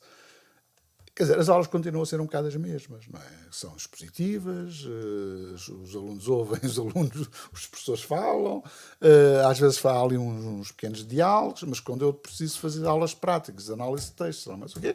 as coisas começam a ser mais complicadas, não é? Portanto, não é a duração que me dá, digamos que um nível mais ou menos exigente relativamente ao ensino. O que dá é saber o que é que eu faço nas horas que eu tenho. Isso é que é. E nós tínhamos níveis de produtividade relativamente baixos, quer por ausência de alunos, em alguns casos também, eu não me queixo disso, por exemplo, no meu departamento, era raro o professor que faltava. É raríssimo. Raríssimo. Eu sei que noutras faculdades não é assim, não é? Portanto, há ali várias coisas. Eu, sinceramente, acho que o problema da duração do curso não é o mais importante. Nomeadamente, se pensarmos que estes 3 anos são anos de formação de base e depois tem, digamos, os chamados mestrados integrados ou não, que são de nível 2, que são de especialização. Esse sim já de especialização, mas já tem a base feita. Depois, há uma outra coisa que eu acho que é mais... Como é que eu ia dizer? Que é mais complicada e que agora me escapou. Mas, quer dizer... O problema da duração não é ao mínimo, como é natural. Eu não posso reduzir aquilo mais, não é? E, portanto, agora, para mim, por exemplo, em alguns casos, eu estou a ver, por exemplo, nas escolas básicas e secundárias, estão a introduzir os semestres, organizações de semestres, quando estavam organizados por períodos. Primeiro, segundo e terceiro período. Agora estão primeiro semestre, segundo semestre. E eu vejo faculdades, nomeadamente aquelas que têm um ensino mais intensivo, como seja o caso da nova SBE, etc., que estão a recuperar o problema dos trimestres. Aquilo são injeções fortes, não é? Mas, quer dizer, a gente vai a aulas e as aulas ali funcionam mesmo bem, tem exame no final, quer dizer, tem muito mais a ver com as regras e com o ambiente de aprendizagem do que propriamente com o problema da duração. Teresa, não sei se... Sim, quanto a Bolonha não tenho muito a acrescentar. Eu até estava aqui a comentar, o processo de Bolonha 99 foi quando eu nasci, portanto também não tenho assim muita visão do que houve anteriormente, portanto não sou assim nem muito crítica nem muito adepta. Acho que houve certos objetivos de Bolonha que claramente se concretizaram e que são bons, mas percebo também que existe uma certa desvalorização. Nunca tinha pensado nesta perspectiva que o Sr. Professor falou agora, portanto não tenho muito a acrescentar. Na parte do acesso ao ensino superior, também não sendo categórica de um lado para o outro, porque, mais uma vez, não tenho acho o que todos conhecimento convergimos que o sistema tal como está é mau. É, pois. Mas se calhar é como a democracia. Ou seja, Pois, é um mal menor. é um mal menor. Não, mas sim, também tendo bastante a defender... Tenho maior tendência para defender que as faculdades deviam ter mais autonomia nesse campo. Isso acho que sim. Não sei a solução perfeita a que nível, a que não nível, mas acho que sim, e é uma coisa que acho que é muito visível. Acho que... O chamado, aquilo que nós chamamos entre nós, os teóricos da educação, o mercado da nota é uma coisa que é impressionante. Impressionante. Ou seja, aquilo paga-se para se ter notas mais elevadas. Exatamente. A quantidade de 20 que são atribuídos, na escala 0 a 20, como é natural, é impressionante. Quer dizer, dispararam completamente. Dispararam. Em disciplinas de exame e em disciplinas que não se têm exame, mas que contam para a média final. Certo. Não é? E como contam para a média final, ninguém não aparece nos rankings em alguns casos, não é? Mas como contam para a média final, aquilo, e por uma décima se entra, por uma décima se fica fora. E esse é o problema. Muito bem. Senhores professores, professor Marçal Grilo, professor David Destino, a doutora Teresa Ramos Ascensão, foi um gosto. Espero que possam voltar em breve aqui ao Instituto. Nós vamos, como lhes disse, publicar agora em podcast. Eu também me estou a adaptar a estas novas ferramentas, porque como não nasci em 1999, vou-me adaptando e os mais jovens aqui do IDL têm-me incentivado a adaptar estas novas formas de comunicação, porque são de facto essenciais. Mas foi uma honra, sinceramente, obrigado, e espero que possam voltar em breve aqui novamente a esta vossa casa. Ter estado aqui. O gosto foi de todo nosso. Muito obrigado. Muito obrigado.